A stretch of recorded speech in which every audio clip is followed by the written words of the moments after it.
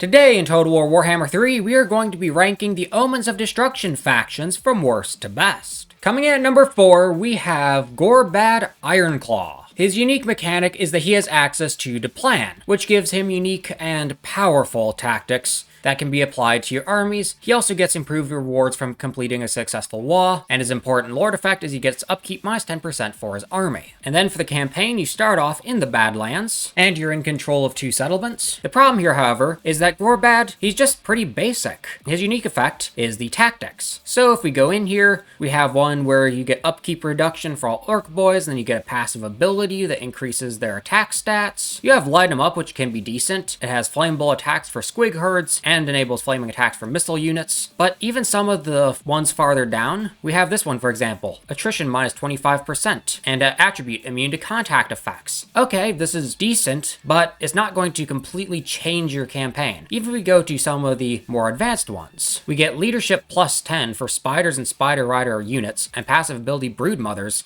for Ragnarok units. Okay, that's okay, I guess. This one is one of the few good ones, the Master Plan, because it gives all units Vanguard deployment, as well as Unbreakable. But for the most part, most of these various abilities, they're just not that good, and they're not going to change your campaign that much. You can basically beat the campaign without even using the tactics and just by playing it as an average greenskin faction. So it is for that reason that they are getting the number 4 spot on this list. Coming in at number 3 is the Skull Taker. His unique faction effect is that he has access to the Cloak of Skulls, allowing for him to empower his faction by defeating powerful lords. You start out in Lustria, and the Skull Taker's unique mechanic has to do with a champion's essence, which makes it so that way every time you complete a mission, or every time you defeat a lord, you will be able to increase the amount of champion's essence that you have. Once you get enough essence, you will be able to go into the Cloak of Skulls, and this is where the campaign just becomes absolutely and utterly broken. This is because all of these different cloaks have their own powers. However, these powers stack. You can have all of the cloaks at the same time. Now, it's going to take a while to get all those cloaks, but the thing is you can still get all the cloaks, which is kind of ridiculous. And just to demonstrate that they stack, currently I have the army ability Blood God Shackles, and it comes from this cloak right here. If I go over to Iron Neck the Wanderer, and I select him, I can then empower, and now I have the replenishes 10% campaign movement range after defeating a lord for my faction leader's army. And that is the other thing with this campaign. It's unique in the fact that you really don't use anyone other than the Skull Taker, and it's because of this cloak right here, which the first level allows you to teleport instantly to an enemy army, and then level 2 reduces the travel cost by 50%, and level 3 makes it that way you only have a 5-turn cooldown. So if you have someone declare war with you, on the other side of the map, you can make peace with whoever you were fighting, teleport to their army, and then just defeat that lord immediately. Then when you stack that on eventually gaining melee defense plus 1 for each Cloak of Skull empowerments, then armor plus 1 for each empowerment, and physical resistance plus 1% for each Cloak of Skull's empowerment, it eventually just becomes ridiculous, and you're running around with Skull Taker, absolutely destroying every single faction that stands in your way. Skull Taker is certainly a very strong lord, and he has a very interesting and fun campaign. However, the other two are just a bit better.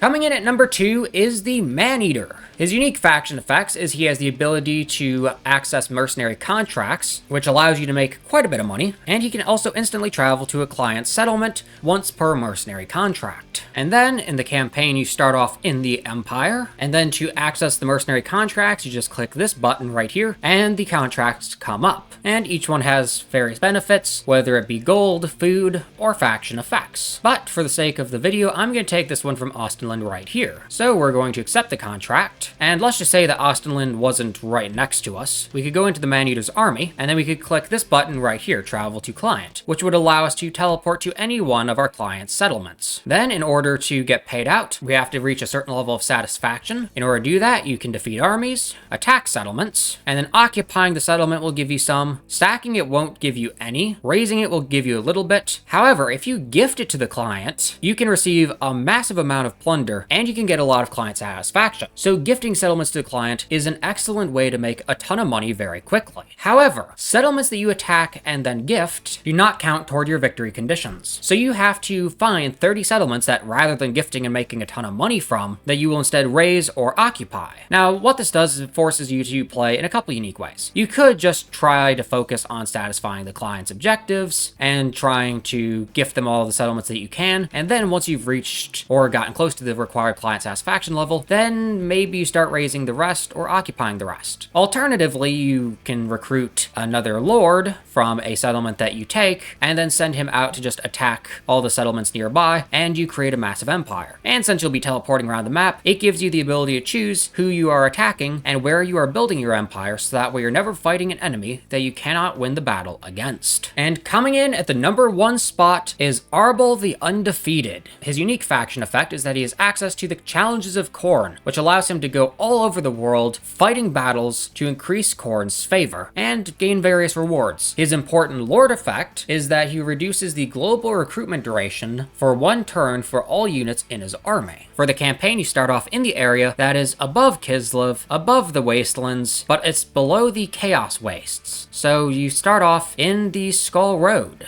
You have control of Stormvrak Mount, and you start off at war with some ogres that will quickly fall to your faction. And now, once you've handled your starting province, well, your conquest of the world is basically done. You can now go into a normal stance, and you can go over here to the Challenges of Khorne. And this shows you all the challenges, whether it be something like Gorath the Cruel, maybe it's Vlad von Karstein, the Man-Eater, or Be'lakor. You also have various boons that you can select, and doing all this requires you to have Favor of Khorne. And the Favor of Khorne can be gotten from completing certain objectives, or just by winning battles in general. And most of these boons aren't too crazy, although the upkeep reduction can help, and I think we're going to go after Vlad von Karstein, so we're going to travel on over, and here we are. We have Vlad von Karstein right here, so we'll go to war with them, we'll run up, we'll win, and then what we can do is we can either raise a settlement and get skulls, or you can create a blood host which can go around raising more settlements in this area. But we're going to just raise this and get some skulls, and as you can see, we took quite a bit of damage. But here's the nice thing. Aberrol gets some absolutely ridiculous replenishment due to the one hero, the Cultist of Khorne, being in his army. So we're going to replenish pretty much, not all the way back to full strength, but pretty close. And for some of these units that won't replenish as quickly, we can go in, we can merge them, and then because we have such fast global recruitment time, we can just re-recruit them into our army, and at the start of next turn, we'll have almost a completely full strength 20-stack army. And that's what makes this campaign so fun. It's not about being able to take over lots and lots of territory. That's not your objective. Your objective is to absolutely destroy everything that you can, using the Challenges of Khorne to teleport around, finding enemies that you want to fight, and then once you've found them, going to war with them, fighting, winning, and doing it again. This is also one of the easiest factions for being able to reach the maximum amount of bloodletting, which gives you even more casualty replenishment, as well as a massive upkeep reduction of 40%. So in short, your entire campaign is, rather than trying to conquer, you're just going around, destroying every faction that you can, raising their settlements, summoning bloodletters to do more of it, and then going someplace else and fighting them as well. It's the most fun campaign because it's so unique compared to everything else that Warhammer 3 has to offer, and that's why it's taking the number 1 spot on this list. Anyway, I hope you guys enjoyed the video. If you did, be sure to smash the like button and subscribe for more content like this. Also, go check out my Discord server as well as my Patreon. Links to both those in the description below. But anyway, I hope you guys enjoyed the video and hope you enjoy the rest of your day.